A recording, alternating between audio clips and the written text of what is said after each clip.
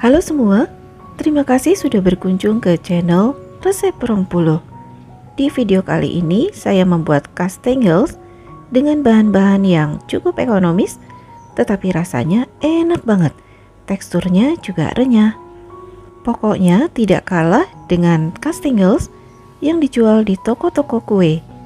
Bagaimana cara membuatnya? Tonton terus videonya sampai selesai ya. Jangan di skip. Pertama-tama, siapkan keju cheddar parut sebanyak 100 gram. Kemudian diamkan dalam keadaan terbuka di suhu ruang selama 1 jam, lalu dipanggang dengan suhu 130 derajat Celcius selama 10 menit. Hasilnya seperti ini. Biarkan dingin dalam suhu ruang. Keju cheddar parut yang sudah dipanggang akan melekat satu sama lain, sehingga saat sudah dingin akan kita urai kembali menjadi butiran-butiran kecil yang terpisah satu sama lain. Seperti ini teman-teman. Pastikan saat mengurai keju cheddar parut yang sudah dipanggang dalam kondisi sudah dingin supaya lebih mudah dan kejunya tidak basah.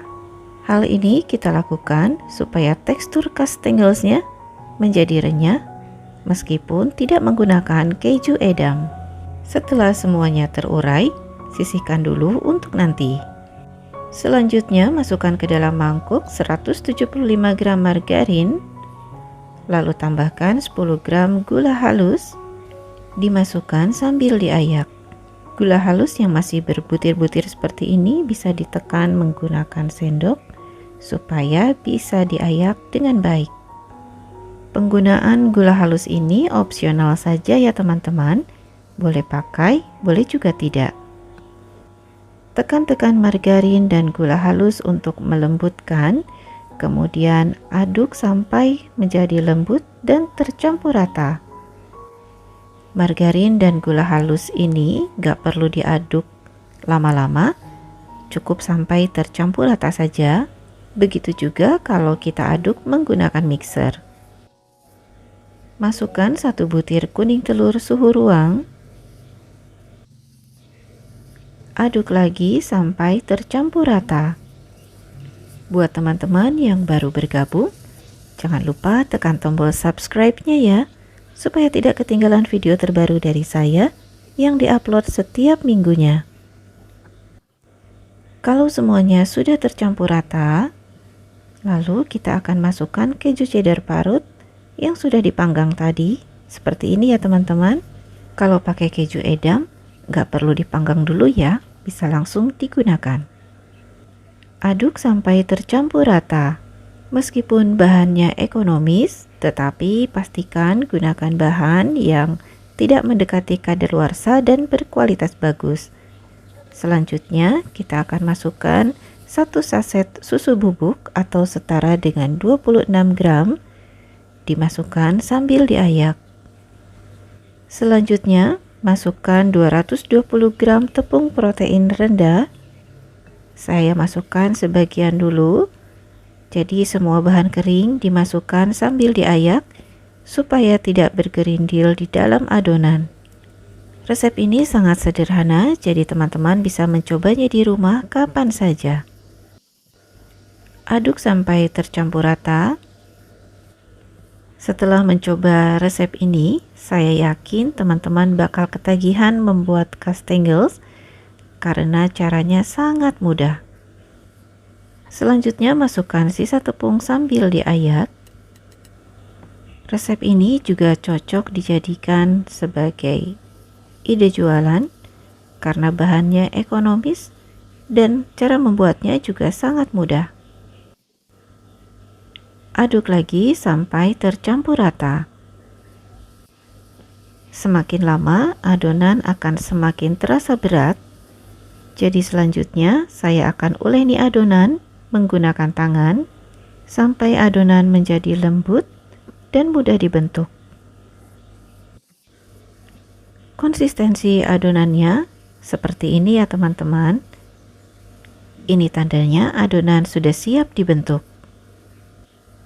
Saya menggunakan selembar plastik sebagai alas untuk mencetak adonan Saya juga menggunakan penggaris kue dengan ketebalan 5 mm, tetapi adonan akan saya tipiskan menjadi 6 mm, sehingga penggaris kue ini hanya sebagai acuan saja. Tipiskan atau gilas adonan menggunakan rolling pin sampai mencapai ketebalan sekitar 6 mm. Rapikan dulu bagian tepinya. Lalu saya juga menggunakan tusuk gigi yang sudah dipotong menjadi sepanjang 5 cm. Nah, adonan akan saya potong dengan lebar 5 cm. Kalau teman-teman punya pisau roda untuk memotong pizza, boleh juga dipakai ya. Malah itu akan lebih mudah. Atau kalau teman-teman punya cetakan dengan bentuk apapun, boleh juga digunakan sesuai selera saja. Selanjutnya, adonan akan saya bagi-bagi lagi dengan lebar sekitar 2 cm. Jadi ukuran castengels ini adalah 5 kali 2 cm. Potongan castengelsnya memang lebih besar dari umumnya, tapi kalau teman-teman mau memotong dengan ukuran yang lebih kecil, itu boleh-boleh saja, sesuai selera ya. Begitu pula dengan ketebalannya. Ketebalan yang saya rekomendasikan adalah 6 mm. Nah, hasilnya seperti ini ya teman-teman. Selanjutnya, adonan yang sudah dibentuk akan ditata di atas loyang yang sudah diberi alas baking paper. Kalau ada bagian tepi yang kurang rapi, boleh ditekan-tekan seperti ini, baru diletakkan di atas loyang. Adonan castengels ini memang tidak melebar saat dipanggang, tetapi saya sarankan tetap beri jarak secukupnya supaya castengels matang merata. Di resep ini saya menggunakan full margarin. Kalau teman-teman akan mencampurnya dengan butter, itu juga boleh. Atau menggunakan butter sepenuhnya, itu juga boleh. Sesuai selera saja. Untuk bentuknya juga bebas, silakan teman-teman berkreasi. Tetapi pada umumnya memang bentuk castengels adalah persegi panjang. Nah, seperti ini ya teman-teman. Selanjutnya siapkan bahan olesan, 1 butir kuning telur, tambahkan dengan 1 sendok makan minyak sayur, aduk rata. Penambahan minyak sayur akan membuat permukaan castengels menjadi mengkilap setelah matang. Oles permukaan castengels menggunakan kuas kecil yang berbulu halus. Dioles sebaris-sebaris dulu saja ya, jangan langsung semuanya, supaya bahan olesan tidak kering. Untuk bahan taburan, saya sudah siapkan keju cheddar parut yang sudah diangin-anginkan dulu sebelumnya. Letakkan keju cheddar parut di atasnya secukupnya saja. Satu resep ini menghasilkan sekitar 420 gram castengels. Kalau teman-teman akan membuat dalam jumlah banyak, silakan dikalikan saja takarannya. Semua bahan yang digunakan dalam resep ini sudah saya tulis juga di kolom deskripsi. Setelah selesai dioles kuning telur dan ditaburi keju cheddar parut, selanjutnya castengels akan dipanggang dengan suhu 140 derajat Celcius selama 25 menit. Atau silakan disesuaikan dengan oven masing-masing. Dan ini adalah saat 15 menit pertama setelah dipanggang. Saat memanggang sebaiknya loyang diputar atau dipindahkan antara rak bawah dan rak tengah secara bergantian supaya matang merata. Oke, ini dia teman-teman, castengels sudah matang. Biarkan beberapa saat dalam loyang.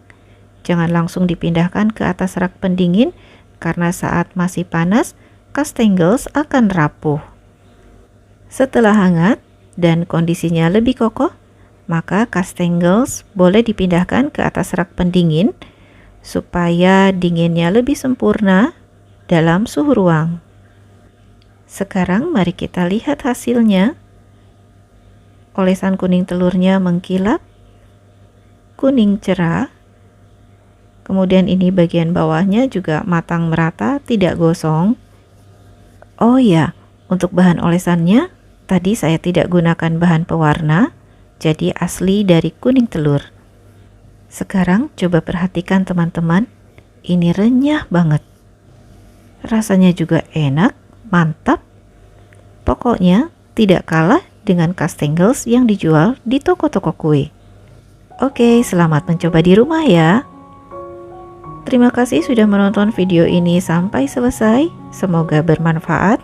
Sampai jumpa di video berikutnya. Jangan lupa tekan tombol like, subscribe, share, dan berikan komen yang positif supaya channel ini terus berkembang dan bermanfaat untuk orang banyak. Terima kasih juga untuk teman-teman yang sudah subscribe dan selalu mendukung channel ini. Mohon maaf jika ada salah. Bye-bye.